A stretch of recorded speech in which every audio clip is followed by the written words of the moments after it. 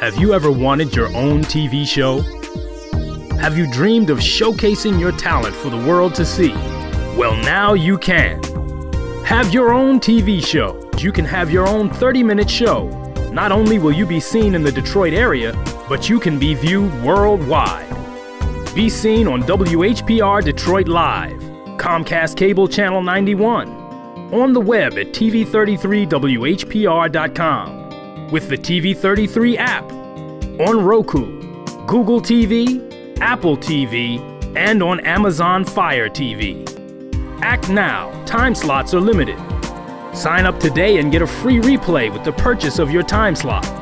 For more information, call 313-868-6612. Visit our studios and receive a free TV interview to promote your business, church, or organization by appointment only. You wouldn't have to go anywhere because this is the Talk Beat Jones and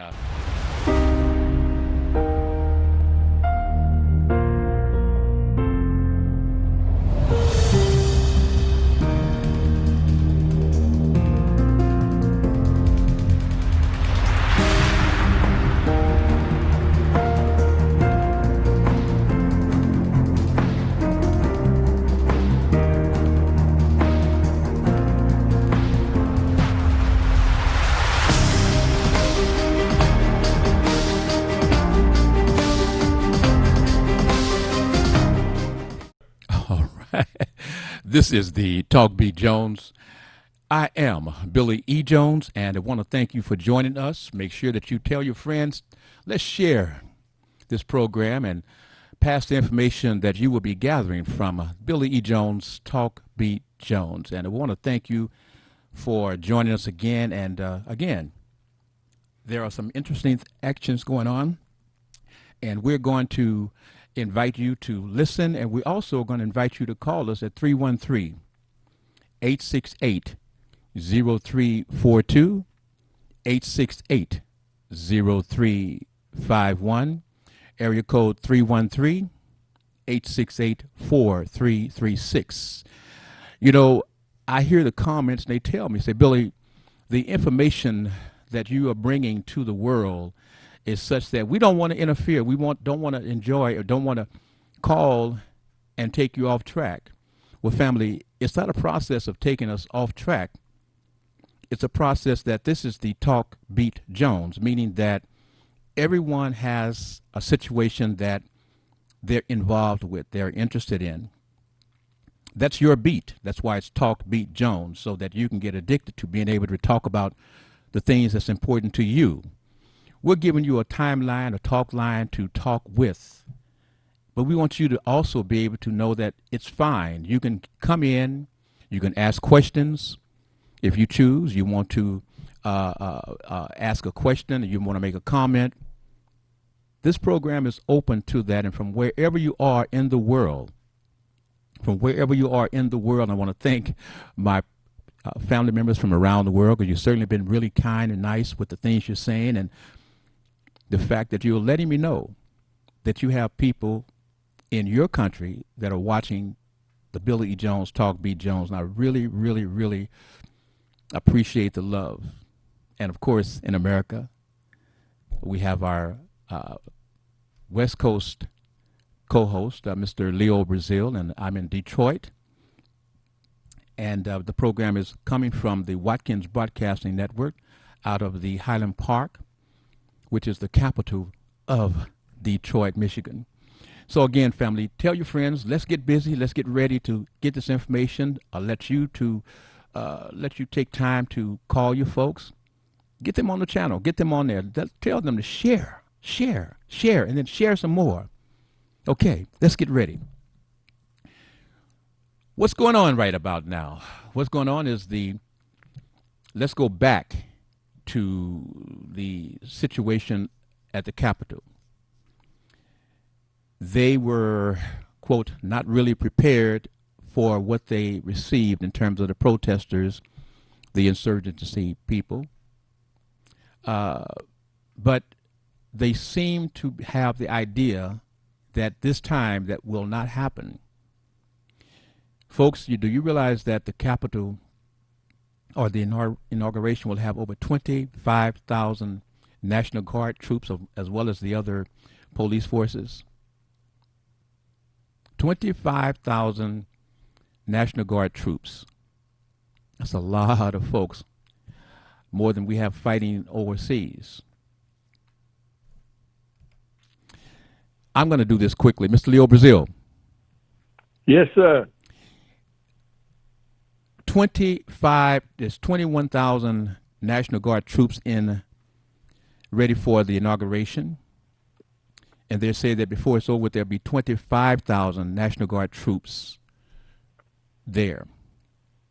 Why do they feel they need that many troops, and what is the climate in your mind that's going on for the inauguration?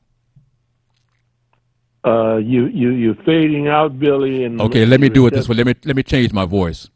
I'll change my voice. And family, this is actually my voice. I talk soft because my mother used to tell me that if you talk soft, people will listen. However, this is my actual speaking voice, talking voice. I have a deeper voice than I generally use. But Leo, can you hear me now? I can hear you, but it's still not loud. Okay, still not loud. Okay, well, I'll talk a little louder on my end. Can you hear me now, Leo? Yes, that's much better. Okay, then I'll talk louder myself because we want you to make sure that you can hear so that you can translate. What I'm trying to do, Leo, is to give the family a feeling in terms of so he can hear my voice. I'm talking louder. But you have the ability to hear me now. So I'm talking about the fact that there's 21,000 National Guard troops that will be at the inauguration. Or is that the capital that they're at now? They're located now? Can you hear me, Leo? Yeah, I can. I didn't get it. Broke up. I can't hear the whole question. I know you said there's 25,000 troops there. That's a known fact, and that's all we know is what we can see on television or what we hear on the news. So I don't know what their deployment is or whatever, and what their mission is. Like everything else, this is all happening in real time, and we have to judge it based on what we see on television. So I can't comment all the way here from the West Coast. I'm just knowing that somehow the feeling is that these people are going to show up in big numbers again because they're dedicated to their revolution. Okay. Now, can you hear me at all better now? Yeah, it's a little better. A little better now. Okay. We're working. We're getting this thing together. We're doing this. Okay. And and I want to let family understand that Mr. Leo Brazil is also an attorney. So I'm the person that do it from the layman's perspective. I give you theories, I give you stuff out there, etc. But Mr. Leo Brazil is going to give it to you from his perspective. He's not going to just jump into the water because I'm trying to throw stuff in the pool. Is that right, Mr. Leo? Yes. I'm not. I haven't practiced law for 25 years, so I'm not a member of the California Bar or anything like that. So I'm not giving any legal opinions. I'm just. If you want to know about my legal education, I went to University of California, Boat Hall. That's a great hall. Boat Hall, B-O-L-T, Boat Hall. No, the question there that I'm asking is that as an activist who had to see things and had to visualize what was going on, as a person that was a city council person, two-time city council person, that had to look and had to visualize what was going to happen, what was being put on the books, what was being asked of the folks to vote on. In that vein is where I'm asking from, not necessarily from the attorney's vein. I know that you have all of, you're also a teacher, Black Panther. You wear all of these particular situations that's a part of your resume. But when we're doing what I'm doing now is I'm asking for theories, not something that you can say, well, he's an attorney and he shouldn't have said that. We're not asking Mr. Leo Brazil to act as a legal voice on this program. I want everyone to get that clear. Okay. Are we comfortable now, Mr. Leo Brazil? You were comfortable before, but I want to get comfortable with what we're doing because, family, we don't talk. Mr. Leo Brazil and I do not talk except for basically when we get on the air. So we clear things right on the air. But now, tell me this. they are having extra security in all 50 states. I'm quoting Yes. that from what I have heard, what I have read, is that they are placing special security, National Guards, I believe, in some areas, in all 50 states for this inauguration date, or actually Sunday today. Well, we're learning a lot about America's government right now.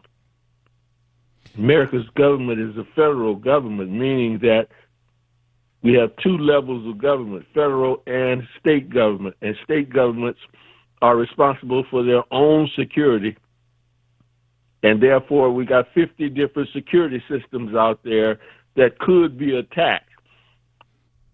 All of them won't be attacked because these revolutionaries out there, these people that call themselves 1776 type revolutionaries, are only going to attack certain states. And the ones that they've been attacking all along, if you look at the facts, it's been the ones where there is black predominance in some way, like in Detroit, like in Philadelphia, like in Georgia. That's what they're attacking. When they say there's illegal votes out there, that's what they're talking about. We black people are not seen as legal in their minds, and therefore any of us that voted, they consider an illegal vote. Can I get So facetious? you don't have to spend no time talking about the security. That's what the states and the governors have to take care of, and what's being taken care of in Washington, D.C. is Congress is running Washington, D.C., and therefore they're in charge of their security on Capitol Hill, and they're asking all of their ancillary police departments around to help them, including 25,000 National Guardsmen. Do the other states in America have that type of resources to bring that type of security to their capitals? They have, but again, what the number of National Guard members that they have available in each state is contingent upon how much their state legislators have budgeted for people, because, you know, National Guard people are weekend warriors. They are not regular armed forces. And then if the governor needs additional help, he can either call for help from a state next door, or he can call for federal troops to be brought in to help supplement them. And so we don't know what the plans are in each of those 50 states. Here in California, we know that we are a target state and we have a huge National Guard, but that National Guard also may be swamped by COVID kinds of problems because they have to get those military hospital units and everything out into the areas to help out the counties. Mm-hmm, mm-hmm. When we're speaking about this situation, do you think that Donald Trump, and family, when I say do you, I'm asking you as well, family, that you can join in and give us your thoughts. It's not just about Mr. Leo Brazil or Billy Jones. It's about you, too, calling in if you choose to. I know this is a different day, but this is the Talk Beat Jones, Billy E. Jones. And remember, just to be on point, Talk Beat Jones, we're regularly scheduled live every Wednesday from 10 a.m. until 11. So our regular schedule is 10 to 11 on Wednesdays. Do you think that Donald Trump, at this point, should come out and tell all of his folks to stand down? And do you think that, let me start with the first question. Do you think that Donald Trump should come out now and address his folks? No, Donald Trump is totally irrelevant. These people are using Donald Trump. These are diverse white supremacist groups that have latched onto this issue that allows them to be more visible and to be active and to be recruiting more of their folks for their cause. And Donald Trump has been the wolf king. He's just been the device that they've used to organize themselves around, and they are loyal to their cause. So Donald Trump can't tell them anything. They're going to do what they want to do, and that is they're going to challenge the government of the United States. And since the government of the United States is reacting the way they are, like any other guerrilla force, they say, okay, we'll attack the state legislatures then, because that way we're still going to get worldwide attention. When you say guerrilla warfare, that's what I was trying to get to. Is everyone is saying, well, we got all this chatter going on. We know exactly that this is going on, and they're trying to do this, they're trying to do that, etc. As a guerrilla warfare type of person or type of strategy, you're not going to always let them know what your plans are. Is that true? In any kind of a fight, whether it's a heavyweight championship fight, you're not going to go in and talk about what you're going to do as a strategy. You're going to bring it when you bring it. And if they are massing their troops in Washington, D.C., then you attack them at the weak point. So maybe you attack Sacramento, or maybe you attack, what's the capital in Michigan? Lansing? Oh, yes. Mm-hmm. Yeah, you attack where they are weakest. And so you're not trying to take over the Capitol in Washington, D.C. to hold it so that you can be the government. No. You're trying to be disruptive and inflict casualties. And so you attack in the weakest spot. So I would be looking for Pennsylvania, Georgia, Michigan, all of the places that they were attacking in the courts because they were attacking black voters as being illegitimate. And that's what they mean when they tell their constituents, we're out there against the illegal votes. Well, who's the illegal votes in their mind? It's black people, because they don't think black people have any rights that a white man is bound to respect. That's the Dred Scott case. So will this situation stop in terms of people's minds? Do they feel that once the inauguration is completed, that they're just going to go away? Or do you think that over the next 2 years or so, we may have flare-ups or strategic plans from their perspective on causing a problem in the United States of America? These people have been there since the Civil War. They have been fighting for preeminence since the Civil War. The mass of whites in this country had no need for them, and so they just suppressed them basically, and kept us in check under the law of Jim Crow. Mm-hmm. But as we have come forward as a people, as we get stronger, they've allowed these elements to rise up to become the spearhead. All 74 million of those people that voted for Trump were not racist, but they have allowed, let's say, 200,000 or 300,000 racists in America to come up and become the spear tip, and that spear tip is not going to give way unless that 74 million white people that are holding them up bring them down. Us 81 million that voted for righteousness and trying to be on the right side of history, we have nothing to do to stop them other than military force, because that's what they're coming with.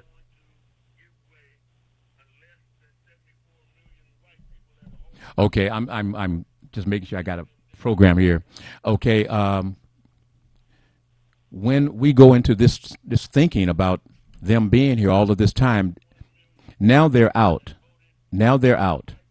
and they have shown that. There we go. So now that they're out, and you're saying that they're no longer going to be following what Trump tells them to do. They have their own leadership divisions within their own situations. Is that what we're saying now? Yes, and that they don't need Trump anymore.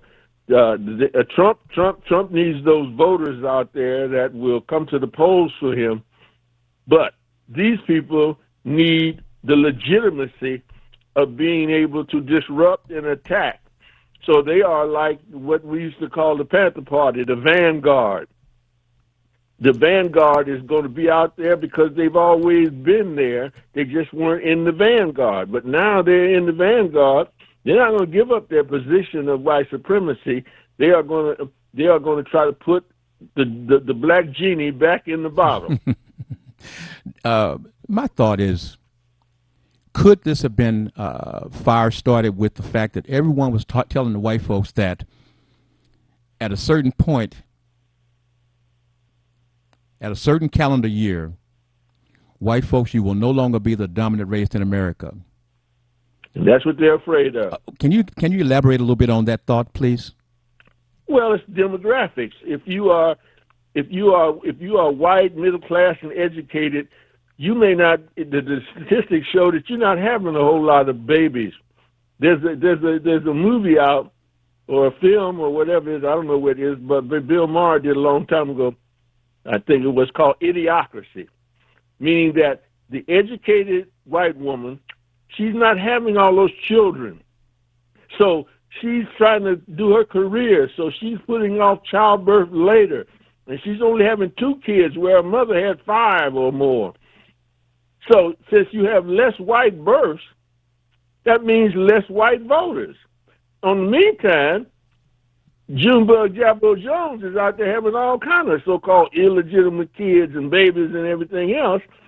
And when they grow up to be 18, they are eligible voters. In the past, you didn't have to worry about them voting because they were just out there all vote for what. But now they're waking up and saying, hey, I recognize my power and I'm using it. So as that process continues on, the trend says that by 2040, whites will no longer be the majority in this country, and that's what they're afraid of. 2040 is only 20 years away, and 19 years now.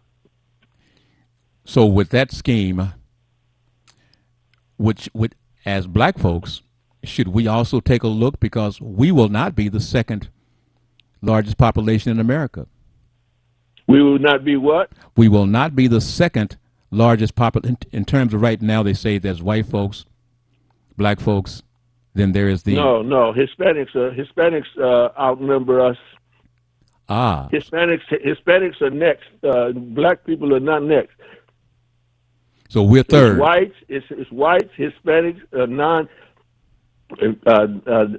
non-whites will be the majority. Non-whites meaning blacks, Asians, and Hispanics together will constitute the majority in 2040. Not black people. The point is, they don't care about not black people. They care about not white people. I mean, that is white people that is going to be in the minority by 2040, and that's what the 74 million are upset about and concerned about and afraid of. And the spearhead or the vanguard may be 100,000 or 200,000 white supremacist racists have been allowed to flourish because of the fear of the 74 million. Okay. So now politically, now that we're going to drop down to number 3, and we've been fighting to move up in the political ranks and in the corporate ranks. That's because we're urban situated in these big electoral states. That's why where our power is, not because of our percentages in the population. Thank you. It's because of the location geographically where we are and in the states that hold the electoral votes. Got it. So we're still in good shape at this point. Oh, yeah, we're the power. Because if we were unified as a people, we could then swing vote wherever we want to, one side or the other, because you can see this 74 million and 81 million, just break those up into 2 white camps. And we're in there, we can swing one way or the other to cause it to be the majority. Well, if we were unified as a people in terms of our political ideology, we would be able to be a swing vote in each one of those states that control the electoral college. But we're not unified, but we're getting better.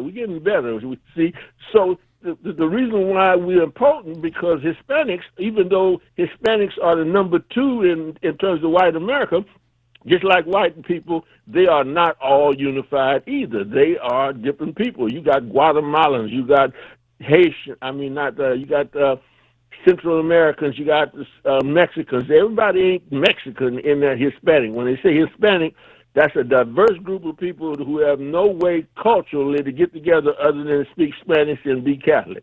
And even in that Spanish, they can speak different dialects in that Spanish. Is that right? Right. So numerically, or they are a large number, but they don't act as a unified force, except you can get them together under being Republicans. And you get them together being Republicans because they're Catholics, and because they're Catholics, they're going to be anti-abortionists and so on and so forth. And so each one of those groups in that coalition has their single issue. It may be guns for the Republicans. It may be abortion for the Republicans. It may be libertarianism, meaning that we believe in small government, or it may be tax breaks for the rich, because the wealthy are also part of the Republican Party. Hold on a moment, Leo.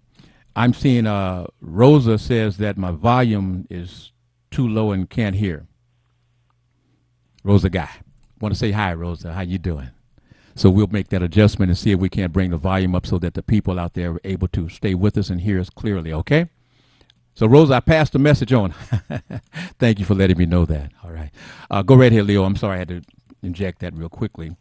So you got to remember that these people, even in that 74 million, are single issue people that have come together in a coalition, and one of the groups in the coalition are white supremacists, and they always use the white supremacists in their coalition as junior partners.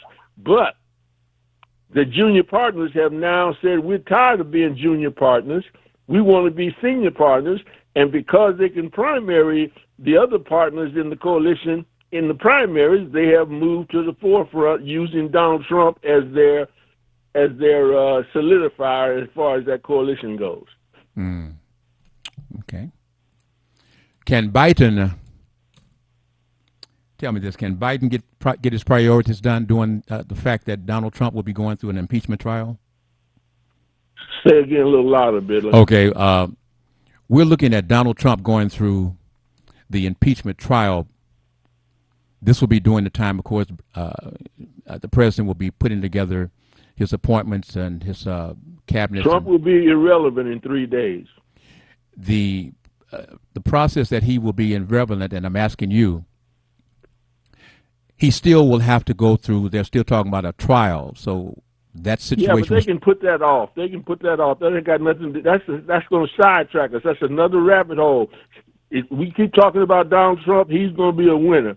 Leave him alone. Forget him. We can say that, but at this point, the political people and the situation is that if they are stupid enough to allow him to keep on dominating the airwaves, that's on them, Billy. There's nothing we can do about that. And we're seeing just how stupid some of us are. And the legislators are stupid enough to keep bringing up Donald Trump and not doing the job that we sent them back there to do. Then it's on us as citizens. We need to get rid of them. At this point, the conversation that is still going on is that Donald Trump has been impeached twice, and they want to take it to trial to impeach so that he will not be able to run for office again. They've got all year to do that.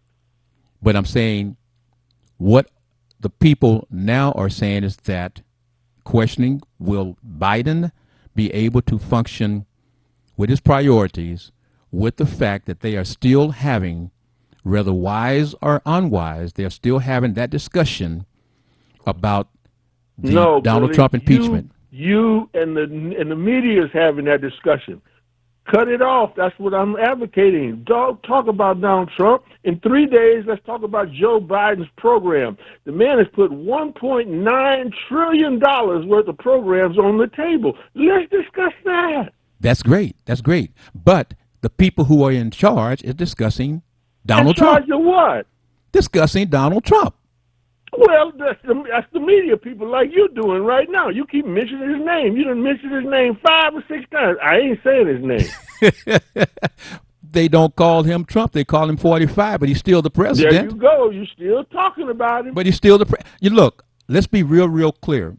As a media journalist person, I'm not going to stop talking about what is the facts. The fact of the matter is Donald Trump is the news.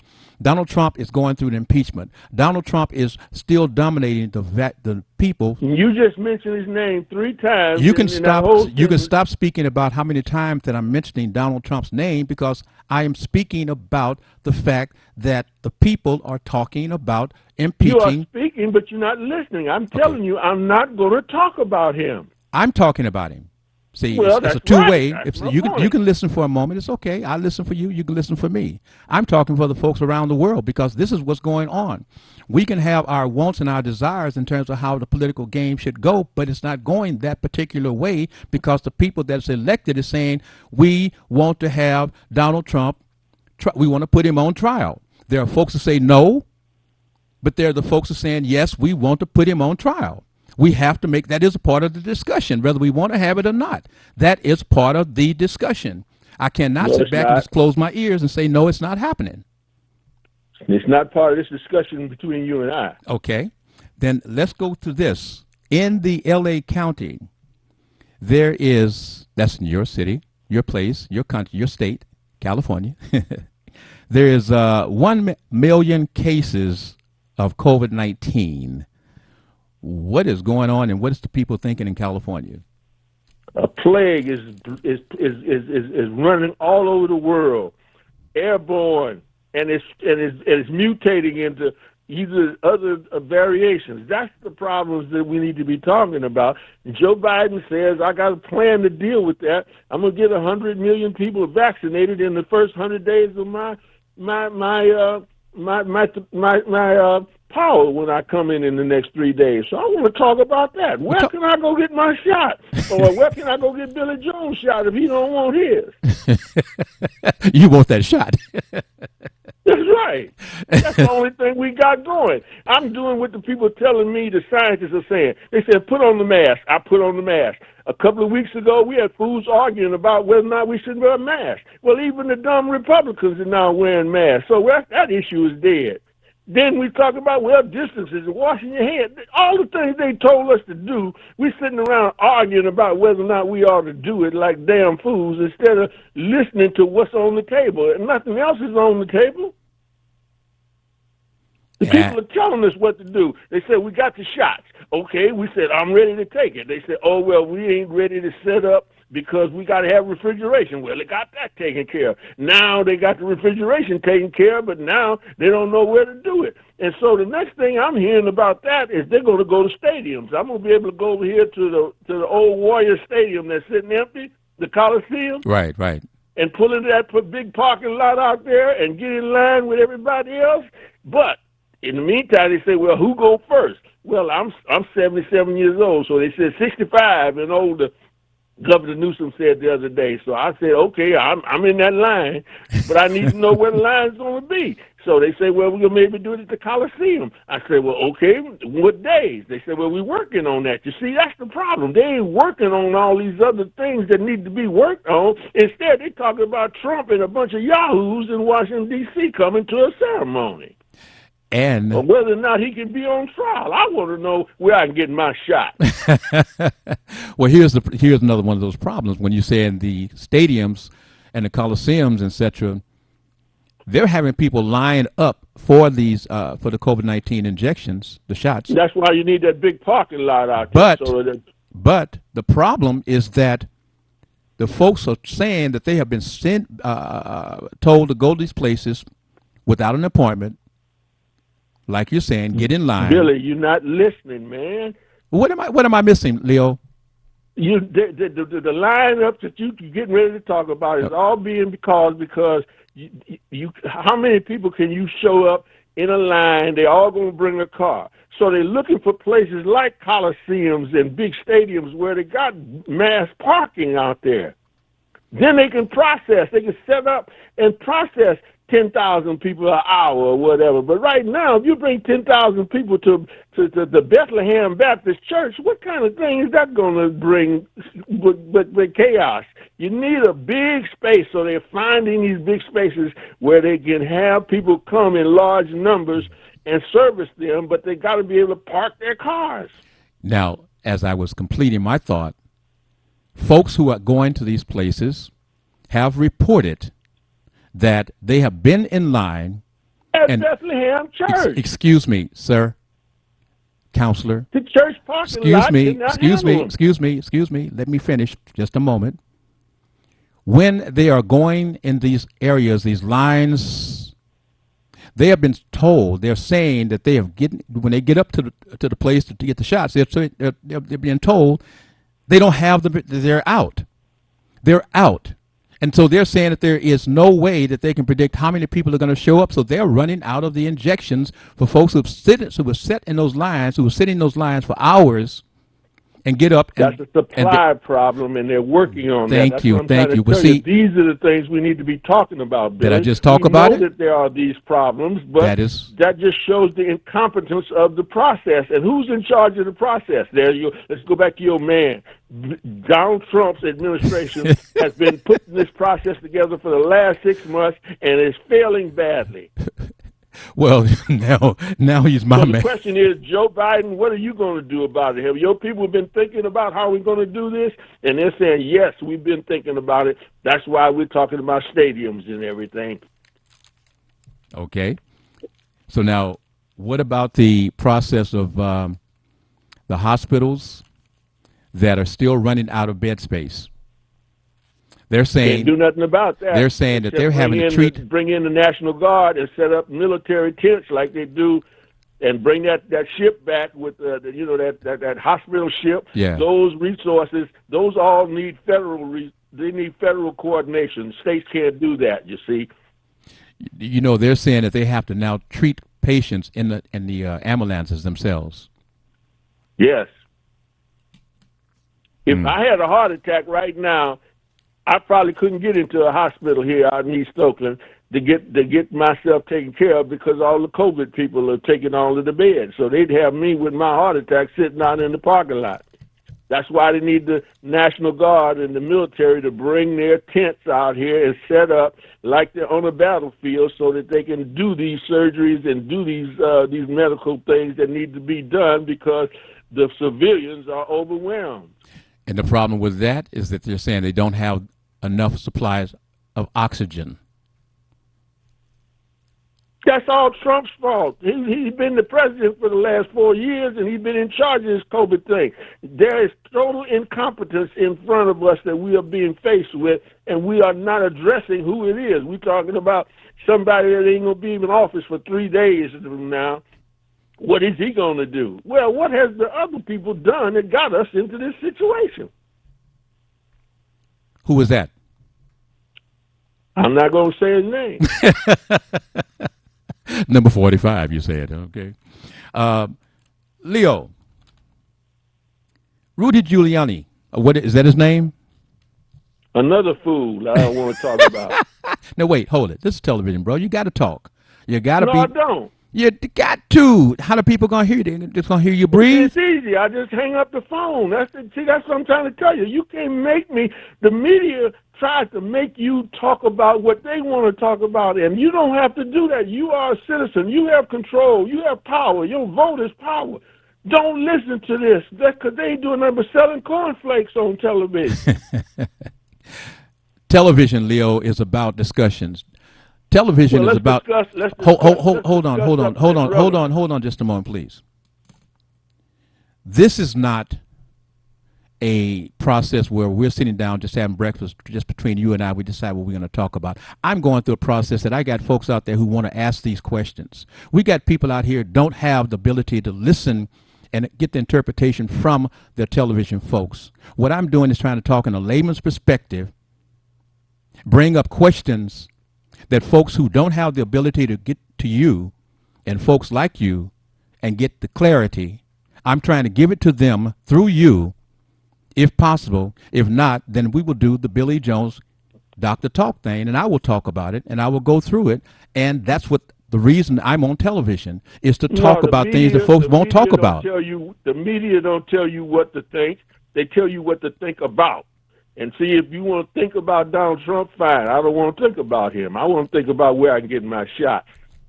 Okay. Or where I get my check if I'm trying to get my $600 or whatever it is they're talking about giving. That's what I want to talk about. I don't want to talk about these people that have obviously messed up. It didn't take me 4 years of looking at Donald Trump to know that he was going to mess up this nation. And he's a damn fool when he was on television the first time, telling people what to think and what to think about. And so you upset about that?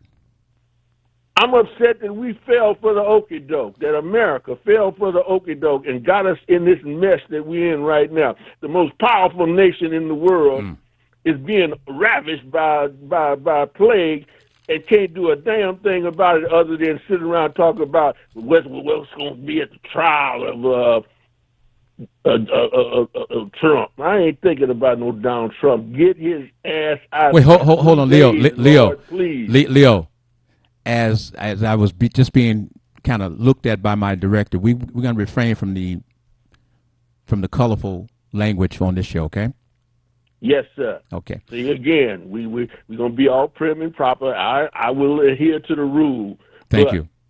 I'll also use my power to express myself, except in the limits in which you are limited.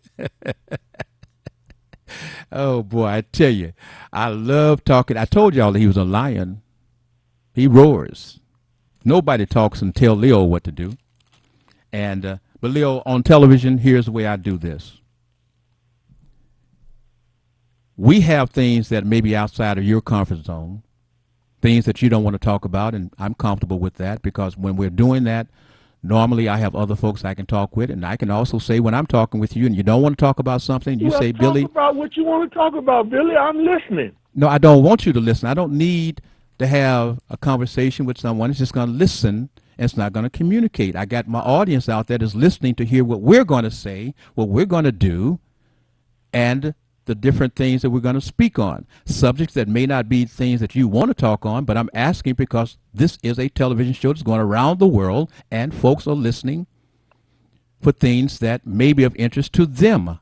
So that's what the process of this television show is, to hit people with things that they may want to know about that they don't have the ability to ask. I would easily tell you, do you want to talk about the fact that in Detroit we have a new general manager for the Detroit Lions?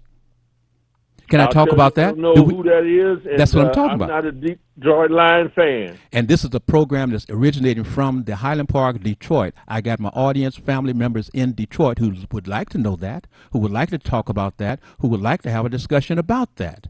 So that's what I'm saying. Can you get one of them on the line? I can talk about it myself. I can do that. That's the way the program is operated. That's why it's called Billy E. Jones Talk B. Jones. And I will listen and learn. Okay, well, here's the way we do that. The Detroit Lions have been a losing team for a number of years. They've talked about the Ford company, and they've talked about the fact that they really have not been going through, the Ford company, and they really have not been going through the process of putting a team together that represent this community. They now have gone through firing the people that they got from the Boston Patriots, Quinn and the head coach. They fired them. They now have gone through a process where the patriot, which is the mother, she's now in charge. Now she placed her daughter in charge of running the football team. I have confidence in the daughter. She now has assembled a team of folks to help go out and look for the general manager and the coach. And for folks around the world and the folks in the Detroit Highland Park area, we do know now that the Detroit Lions have hired a black young general manager who was the lead scout, college scout for the Rams. So we're going to be excited about what this young black general manager for the Detroit Lions, what is he going to bring to the atmosphere, to the culture here in Detroit with the Detroit Lions. We also would be able to say that the Detroit Pistons have hired a general manager who is black, young, and they're very excited about this young general manager with the basketball team. So you see, we are having some things happen. We're changing over things in the culture of Detroit, preparing to say we are a winner. We are a team that is the family, that we can bounce back. We're going to bounce back. We're going to give you a winning team. And the people who have been placed in charge, they've been vetted. They've been vetted to bring a winning team to Detroit, both Detroit Lions and the Detroit Pistons. So we're excited about that part. So now we also have our council person, our council race is coming up, and we have a reporter, M.L. Eldridge, that was quite a reporter. He's an investigative reporter here in Detroit. Was investigative reporter here in Detroit, who has decided that he is going to run for city council. The question that I had asked long time ago is when the city of Detroit took away the fact that all 9 council seats was open. All seats were open. The top 9 vote getters would be the nine city council people. Once Detroit, in the charter, changed it so that we are now in districts, I spoke to you and said, no longer would you have the fist where black folks could dominate all the city council seats. When you start to break it up into districts, now you may have the dominant population, but you have areas in which you are not the dominant population, and you have other groups that are able to come in and become your council people. So now we have different representation on our city council, not black. We have other groups that are now in on the city council. Now, Mr. Leo Brazil, the folk in Oakland have a district. Have they ever had an open district, or has it always been by district? No, it used to be at large, meaning that you voted for all 9 council people, and the mayor was on the council, so he was just another vote. And they all came up in staggered years, but the whole city voted on them. And then we broke that up into district elections, and that's when we got 5 of the 9 became black because black was dominant in the city along with Hispanics and Asians. Okay, so that's the process what I'm speaking of now. Oakland had an open voting process for city council. At large. At large. And then they changed it to by districts so that they could potentially, and they did, were able to get black folks on the city council. Now, here in Detroit, that was 85, 95% black. We now have it in districts. How many black folks do Oakland, California have now on the city council? Do you remember? Well, of the 9, the mayor is now off of the council. The new system set up 7 districts and 1 at large. That was 8. And then the 9th position was the mayor. So the mayor now is separate from the council. So there are 7 district seats and 1 at large seat on the city council. And what is the makeup of that council? And of that 7, 4 of those are black. 4 of the 8. 3 of them are black, and one Hispanic and 1 Asian. You had on the city council a black mayor, and how many city council persons at one point that were all black? When I got elected in 1980, 83, I was the 5th black vote. I was the 5th of 9. That was the first time we had a majority. But we were 47% of the black population at that time. since then, gentrification and everything else, and moving the black middle class out. That's what they do. They start giving you loans to move to the suburbs, and so we moved out into the suburbs, and our population went down. The black population in Oakland, California now is about 23% from 47 when I was on council. Did they also use the Section 8 vouchers to move black folks out of Oakland? Yeah, they started giving Section 8 vouchers out in the county areas and everything, and so people started moving all the way up to Sacramento because they could get the line was the waiting line in Oakland for Section 8 vouchers, right? Yes. So they started giving them in Sacramento and Vallejo and Antioch. Antioch, yeah, you know, when you were here, Antioch was a white town. Antioch is almost predominantly black now. Exactly, yes. Because they sucked all the people out of Richmond and Oakland into those areas because that's where the ladies could get their Section 8 vouchers quicker. And in doing that, you've gone from having a black mayor.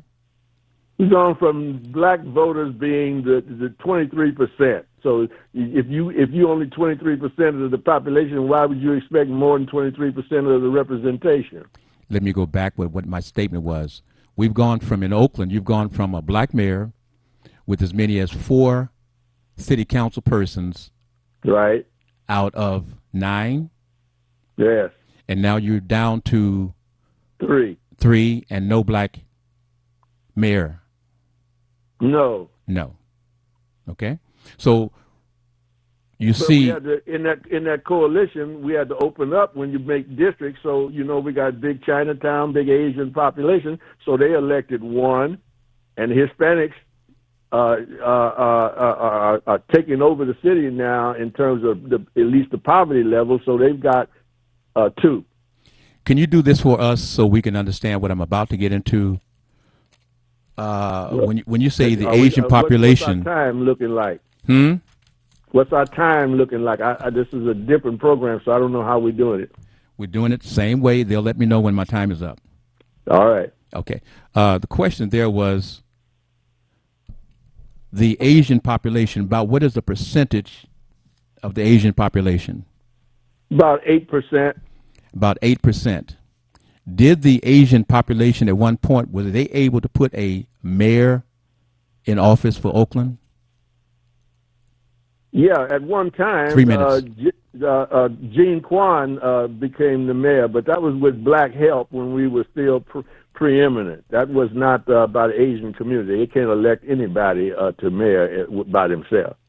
Okay, but we got 3 minutes, and the quick question is, why would black folks help elect Ms. Kwan, as opposed to looking because coalition politics. You can't do it by yourself. You got to get partners, and so your partners are not going to come in the partnership unless they get something out of it. So you can't hog up everything unless you are 51%.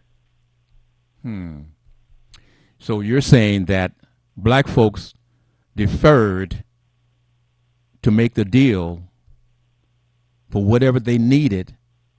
They had to vote in that coalition to place Ms. Kwan as the mayor. The same thing just happened in the presidential election, and it's happened in Georgia. It wasn't all blacks in Georgia. It was blacks, Asians, and other people that formed the coalition to win. It's the same thing in most cities, except maybe Detroit and Philadelphia, where you guys are predominant. But again, if y'all ain't together, predominance don't mean nothing.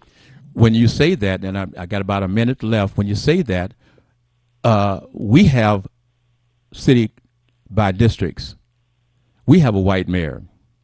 And when I spoke about the white guy, the reporter, it is now the process where we're going to have to, and we are looking at incorporating the different races into the political city council landscape of Detroit.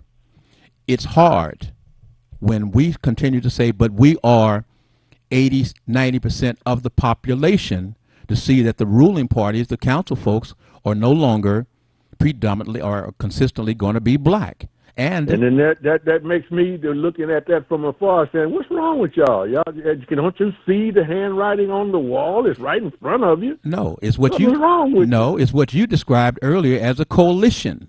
You described it as a coalition, meaning that black folks don't have to be placed out front to be elected, that they can work within coalitions, and that is what we are doing here in Detroit, apparently, is that they got folks working behind the scene in a coalition, and they're putting white folks now out front and other groups of folks out front so that black folks don't have to be elected because of a coalition. That's fine.